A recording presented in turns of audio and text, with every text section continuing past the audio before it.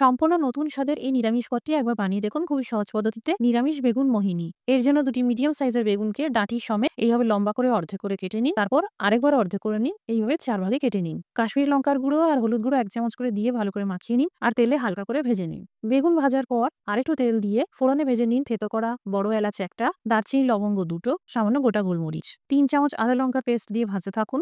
1 চামচ হলুদ গুঁড়ো দিয়ে দিন। ভাজতে ভাজতেই কুচানো টমেটো দিয়ে দিন। সেই সাথে আধা চামচ লবণ দিয়ে দিন। মাঝে 2 মিনিট কম আঁচে ঢেকে রাখুন যাতে টমেটো সফট হয়ে যায়। ততক্ষণে এইদিকে মিক্সিতে দিয়ে দিন 2 টেবিল চামচ টক দই, 6টা গোটা কাজু, 3 চা চামচ পোস্ত, 1/4 কাপ হাতে মাখা ছানা। সামান্য জল দিয়ে পেস্ট করে নিন। এদিকে টমেটো সফট হয়ে গেলে এইভাবে একটু ম্যাশ করে দিন। 1 চামচ জিরের গুঁড়ো আর 1 চামচ ধনের গুঁড়ো দিয়ে দিন। এবার এই পেস্ট করা মিশ্রণটা ঢেলে দিন। যেহেতু দই আছে তাই আঁচটা বন্ধ করে মেশাবেন। এবার 3টে গোটা কাঁচা লঙ্কা দিয়ে মাঝে 2 মিনিট ঢেকে রাখুন। এবার আধা গ্লাস মতন গরম জল আর স্বাদ মতন লবণ দিয়ে দিন। ঢেকে 4-5 মিনিট রান্না করুন। এবার ভাজা বেগুনগুলো দিয়ে জাস্ট 2 মিনিট ফুটিয়ে নিন। আধা চামচ গরম মসলা গুঁড়ো আর 1 চামচ গাওয়া ঘি মিশিয়ে দিন। তৈরি নিরামিষ বেগুন মোহিনী।